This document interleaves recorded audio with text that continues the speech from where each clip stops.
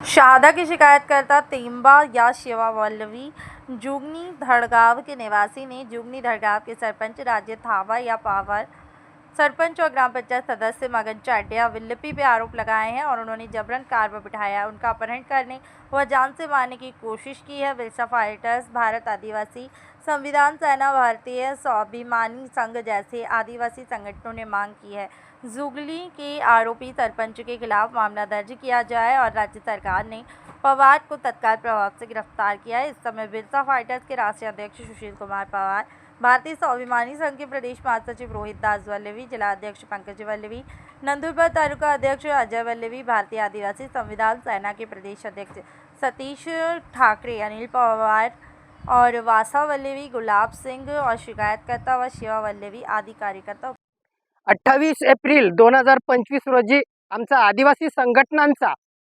भूमाफियांच्या विरोधात, भ्रष्टाचाराच्या विरोधात, पाणी, रस्ता, वीज, अंगणवाडी, शाळा अशा ज्या काही मूलभूत समस्या आहेत, मूलभूत विषय आहेत, त्या मागण्यांसाठी आम्ही हा आदिवासींचा जन आक्रोश मोर्चा माननीय जिल्हाधिकारी कार्यालय नंदुरबार समोर काढला होता। या मोर्चामध्ये सामील का झाला, या मोर्चामध्ये तुम्ही का गेला म्हणून आमच्या एका मोर्चेकरी आदिवासी बांधवाला, ज्यांचं नाव आहे टेंबऱ्या शिवा वडवी, राहणार जुगनी, जवळजवळ ते म्हातारे गृहस्थ आहेत। या म्हातारे गृहस्थाला जुगनी येथील गुंड सरपंचाने, या सरपंचाला गुंड हा शब्द शोभतो, कारण की एवढ्या म्हाताऱ्या माणसाला त्यांनी मारहाण करायला विचार करायला पाहिजे होती।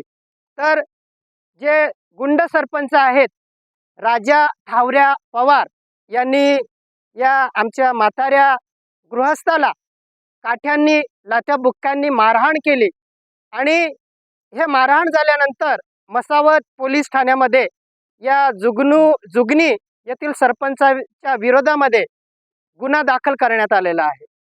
हा गुन्हा मागे घेण्यात यावा, ही तक्रार मागे घेण्यात यावी म्हणून या तक्रारदाराला, हा जो जुगनीचा सरपंच आहे, हा आता तक्रारदारावरती जबरदस्ती करत आहे। त्याला एकट्याला गाडीत बसवून त्याचं अपहरण करत आहे, जेणेकरून या तक्रारदाराला आता बघितलं तर जीवाला धोका आहे। अपहरण केल्यानंतर हा गुंड प्रवृत्तीचा सरपंच या तक्रारदारास जीवे ठार सुद्धा मारू शकतो। अशा पद्धतीची परिस्थिती आमच्या या मोर्चेकरी बांधवावरती आलेली आहे। म्हणून या तक्रारदार आदिवासी बांधवाला आम्ही पूर्णपणे साथ देत आहोत, पाठिंबा देत आहोत। हे तक्रारदार बांधव एकटे नाही आहेत, तर नंदुरबार जिल्ह्यातल्या आम्ही सगळ्या संघटना, सगळे सामाजिक कार्यकर्ते यांच्या पाठीशी आहोत, कारण की ते आपल्या हक्कासाठी मोर्चामध्ये सामील झाले होते आणि मोर्चात सामील जाणं हा काही गुन्हा नाही आहे। अशा पद्धतीची दडपशाही, गुंडशाही ही आम्ही कदापि खपून घेणार नाही।